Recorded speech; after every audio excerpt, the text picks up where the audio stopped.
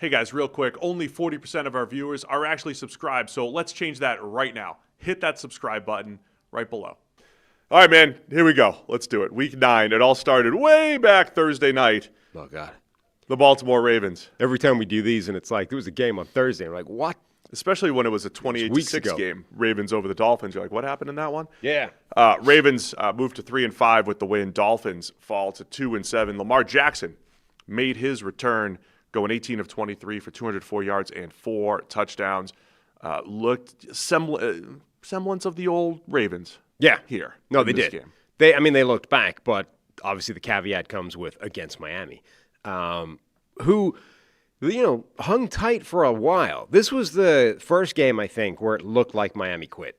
Because part of the remarkable thing about this season, where they've been pretty terrible for most of it, has been actually every time you think they're going to not show up and completely mail it in and quit, they don't. They fight hard and they keep going. And this has been part of why I think Mike McDaniel is currently still in a job, even though this game cost somebody their job, the GM, is that they hadn't really quit. But in the second half of this game, it looked like they tapped out for the first time. They just went no mas, rolled over and died.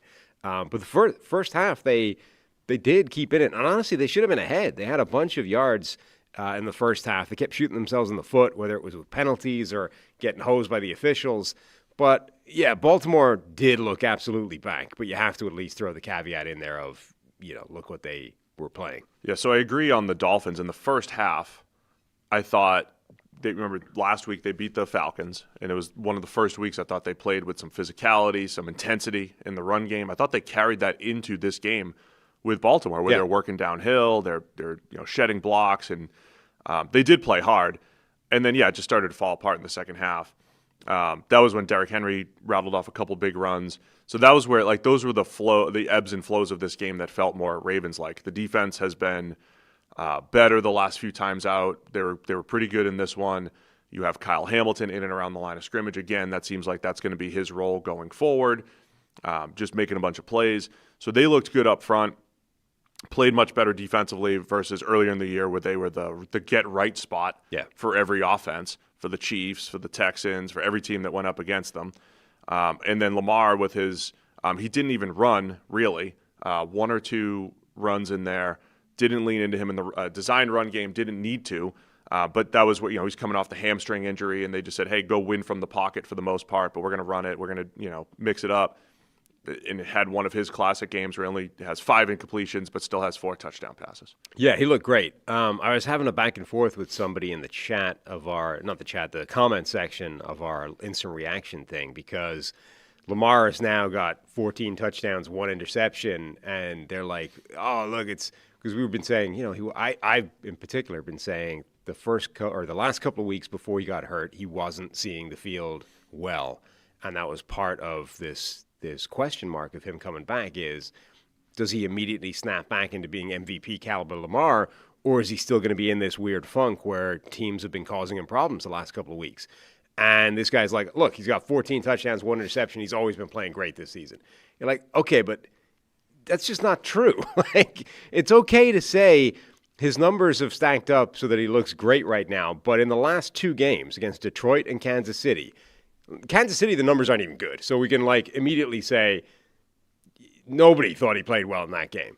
Detroit, the numbers were good, but he was sacked 7 times. And if you look at those sacks, I think PFF charged him directly for 4 of them. And they were not the kind of sacks where it's like this offensive line is just getting overwhelmed. He's got no chance. He's running for his life. There's nothing to do. They were the types of sacks where Detroit threw some pressure at him and then had a guy waiting for him to break contain, Anzalone most of the time, who then pounced on him as a QB spy, and he was panicking. He didn't really do anything smart with the ball, and he tended to keep it and take a sack. And I think it's fair to say that, look, that was the game plan was weird because they were keeping everyone in to max protect, and they only really had 3 guys out in a pattern and stuff, and there wasn't a ton of places to go with the football. You still don't need to take a sack. And, taking a sack is one of those sort of hidden negatives in the box score, where if you go back and you just look at, touchdown interception ratio or any passing number, it's not going to fall that into it. So I don't think it's an unreasonable or incorrect thing to say in the 2 games before Lamar got hurt, he wasn't looking like Lamar Jackson. And in this game, again, with the caveat of against Miami, he did. He looked back. Completely agree. And yeah, the not looking like Lamar, he had a sack rate of like 13%. If you're above, Like off the charts high. if you're above 5 Yeah. or 6, it's concerning. And he that's was so double high. that. That's one of those numbers, again, like it's quarterback versus offensive line / pass protection when it comes to sacks is always a sort of fuzzy number anyway. But, like, that's one of those data points where when it's that high, it's not the offensive line. Oh, yeah, At least it's not absolutely- in large part. He was taking those negative plays, but they were still hitting on some of those deep passes. It was just a weird Ravens offense for the first few weeks.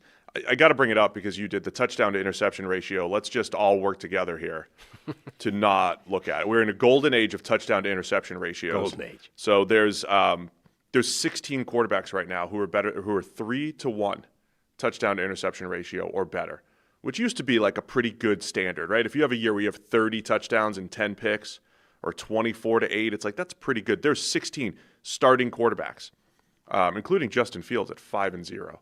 But touchdown to interception ratios around the league. Jalen Hurts is 15-1. So we're Fields is 5-0 in touchdown interception ratio. my This year. first tangent of the day here at 7:09 a.m. Eastern time. I just one last data point to Bring it. back up the point that I was making. Yeah. Now look, in the game, I believe the Detroit versus Baltimore game, I believe Lamar Jackson's PFF grade was like 56. Now look, PFF grades are at a bit of a low ebb right now in terms of respect throughout the NFL, thanks to ranking Geno ahead of Mahomes in a game. But his EPA for the game, total offensive EPA, which includes things like sacks, which tend to get hidden otherwise. So like box score numbers, right?